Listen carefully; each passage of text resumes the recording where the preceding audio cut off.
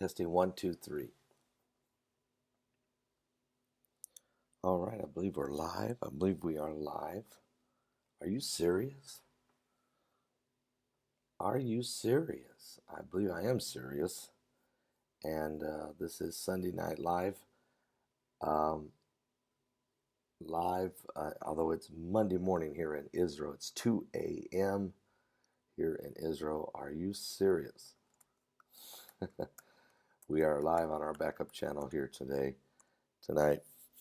And we apologize that we're not live anywhere else, but we're doing the best we can with the bandwidth, what we have to work with. But we do have a better situation with our bandwidth. Yes, I'm so quiet. Wow. Thank you, Mary Ellen York. Being a little quiet because Heidi is sleeping in the room. And I do not want to disturb her. Plus, I don't want to disturb the rest of the residents here of the or the guests here at the hotel. Anyway, I'm live in Tiberias, Israel, here on the banks of the Sea of Galilee. And it's pretty amazing what's going on, okay? Very amazing what's going on here in Israel as well as around the world. And that's why I titled this broadcast, Riots All Over the World, the Beast is Rising. But we had a wonderful, wonderful day yesterday here in Israel. I baptized 6 people, and also we're having a wonderful time here in Israel. Communion at the Garden Tomb, baptism at the Jordan River, and Monday we're going to be taking a boat ride across the Sea of Galilee, plus all the rest of the locations: the Mount of Olives, the Wailing Wall, the Temple Mount. It goes on and on and on. But there's no good to see everybody here today. Is the volume low? Is that what you're saying? The volume's very low.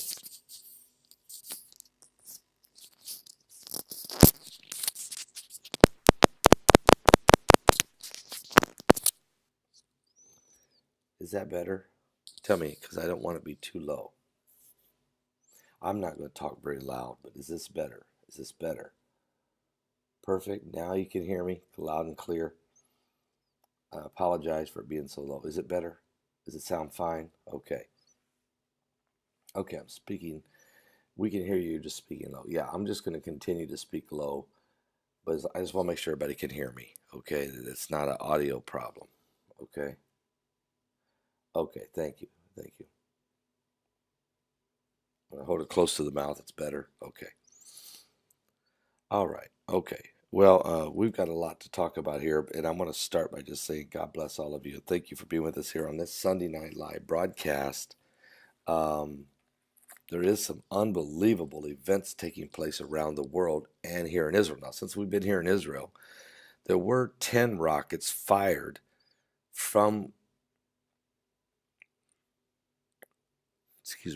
there was 10 rockets fired here from Gaza and into Israel. One did hit a house in Sadat, but nobody was injured. It hit the house, but nobody even got injured.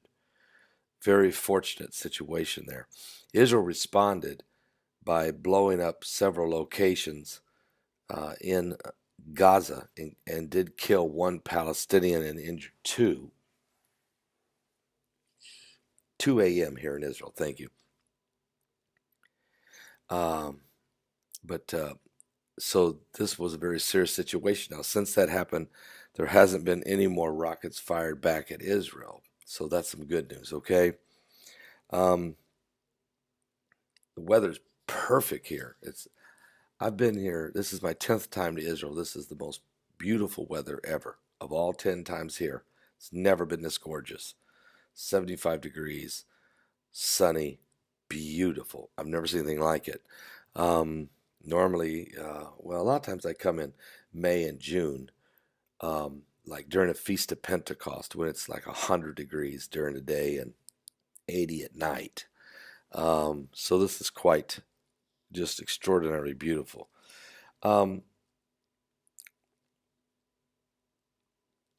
Some of them did float down in the Dead Sea uh, Sunday, as well as some of them were baptized Sunday.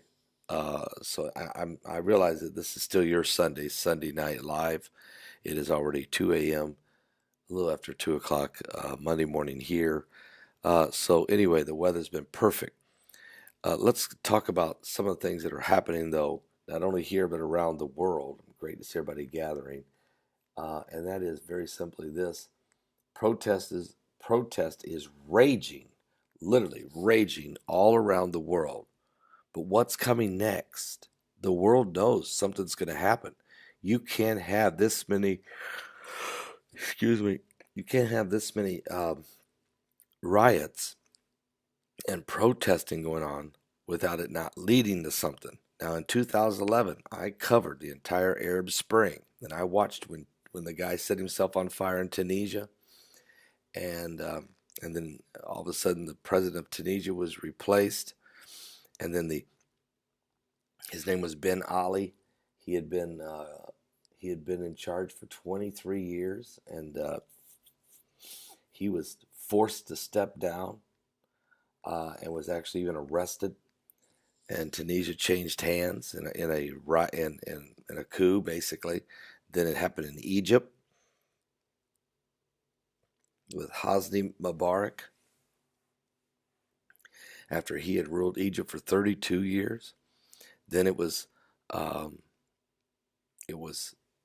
Gaddafi replaced in Libya after being in charge 42 years. He was drugged down in the street, and beaten and shot in the head and killed like a dog. That's really what they did to him. We saw that. We covered that it was Ali Saleh of Yemen. And then the civil war hit Syria. Russia stepped in, or Assad would have been removed. And then we've seen this bloody civil war, and then ISIS rose up in 2014. We witnessed all of this right up until the killing of Baghdadi last week. So for 8 long years, we've covered what was started out as what President Barack Obama called the Arab Spring of democracy. What a joke that was. It was nothing more than a uprising in the Middle East. There was protesting also went on in Lebanon, Kuwait, Saudi Arabia, Bahrain, Algier, just all over. It was just, those countries ended up putting it down. So I want you to know that we covered that entire situation back in 2011. And I didn't know where that was going to wind up. But now it's happening again due to people's frustrations with high taxes and lack of representation, and they've lost confidence in their governments. And really, it started with Paris. It started with France. And it is spreading. We've seen it now everywhere. Let me give you an update on some of the things that are happening. In Lebanon, they're against the tax on WhatsApp app, and it's not just the WhatsApp app. They're upset about the fact that their government's been hijacked by Hezbollah. It has been for many years. In Chile, they're upset at the hike of the metro fare and the rampant inequality. In Hong Kong, they're upset about the extradition bill and communism trying to take over the city of Hong Kong. And in Algeria, it's a 5th term for an aging president and decades of military rule. We're seeing protests in Bolivia. Matter of fact, the protests are raging all over the world today. In the past months, on the streets of cities around the world, they have varying triggers, but the fuel is similar: stagnating middle class, stiff, high taxes, democracy, and the bone-deep conviction that things can be different even if the alternative is not always clear. Few corners of the world have been spared significant protest in 2019, but Russia, Serbia, Ukraine, Albania have all seen major demonstrations. I mean, it's been so bad in Russia that Putin has not been in Moscow in months. He was staying in Crimea. Then he went and stayed 3 weeks and slept basically on the couch, stayed in the home of France, the president of France, Emmanuel Macron, home. And now he's been hanging out in Sochi. Um, so, look, it's been going on also in the United Kingdom. People have been demonstrating against the Brexit, the fact that, no, against the fact that they never did get their Brexit. Also in France, the Yellow Vest protest movement has gone on for months, almost a year. And it's been going on in Spain in Catalonia, because Barcelona and the region of Catalonia wants to get their independence away from Spain. In the Middle East, it has convulsed with so much dissent that some are calling it a second wave of the Arab Spring. In South America, there's rioting and protesting in the capital of Brazil, and in Peru, and in Ecuador, and in Colombia, and in Venezuela, and Bolivia. And they've all experienced massive unrest in the streets. And the list, folks, globally goes on and on. The data shows that the amount of protest increasing is as high as it was back in the 60s, actually even higher and way more than we saw in the Arab Spring of 2011. According to the United Nations and according to the European Union, and even some of those who have been studying all of this in Amsterdam, not all the protests, though, are driven by economic complaints, but widening gulfs between the haves and the have-nots are radicalizing many young people in particular. And folks, what my concern is, when you have a radical left-wing liberal like Elizabeth Warren, who wants to do some of the most craziest taxations, and which will end up just crippling the economy and crippling both taxes that are just insane with promises that can't be kept. These are the kinds of things that could spark that same type of mentality. And while she's, while she's promoting to do these radical, super socialistic, almost communistic taxations and changes in the United States culturally, there's this insane impeachment inquiry going on by the House of Representatives simultaneously. Folks, this could cause a massive uprising right here in the United States of America.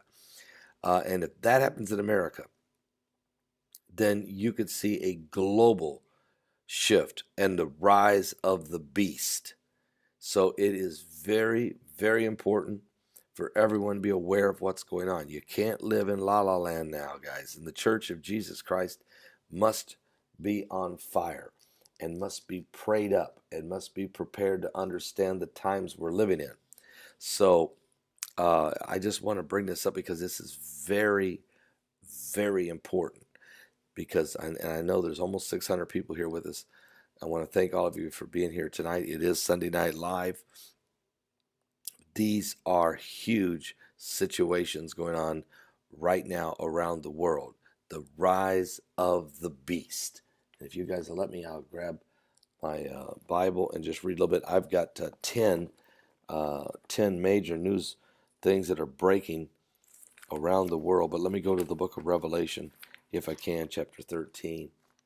And I'm going to read here from the Word of God because I think it's important to know what is going on right here, right now. The Bible does tell us in the book of Revelation, it talks about the rise of the beast. Now, Jesus said, when you see the abomination of desolation spoken of by Daniel the prophet stand in the holy place, whosoever readeth, let him understand. Guys, we've got pictures of the building that brand new building. Remember last year when I came here on my tour. I told you that I seen cranes building something right at, if you're standing at the wall, you're standing at the western wall, if you turn 180 degrees straight back behind you, there was a foundation being laid. Cranes were there laying a foundation, and nobody could tell me what it was. And finally, one of the tour guides, it wasn't one of ours, it was another one, told me, said, that is the dwelling place for the high priest and other administrative offices. And so when we got here for this trip, it's not a foundation anymore. It's a 3-story building. Now Heidi it's already 3-story building already up. It's not finished on the inside. The windows aren't in. It's not finished on the inside, but the building is up, and it's right there. And so I'm telling you that they've already built. The building is up, and now they got to finish it. A 3-story building for the dwelling place of the high priest, plus other administrative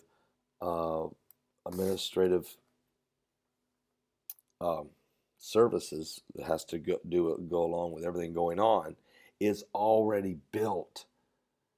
Now, I've been in contact with people. I'm finishing the tour first with my group, but then I've already got meetings now being scheduled next week that I'm going to be meeting with key people to find out more about what all's going on with that building, and where is what's taking place, what's the progression for the building of the third temple. Well, the reason why that's so important is Jesus said, but when you see the abomination of desolation spoken of by Daniel the prophet stand in the holy place, whosoever readeth, let him understand it. He's telling you that then those Jews that are in Judea and in Samaria, and we just drove through the Judean mountains and the Samarian mountains yesterday. He said these Jews, and I was looking at different Jewish settlements that have been built all along the Judean and Samarian mountains. We were in the West Bank 2 days ago. I was in Bethlehem. We drove all along the dividing wall, in and out of the West Bank. I was in the West Bank all day yesterday.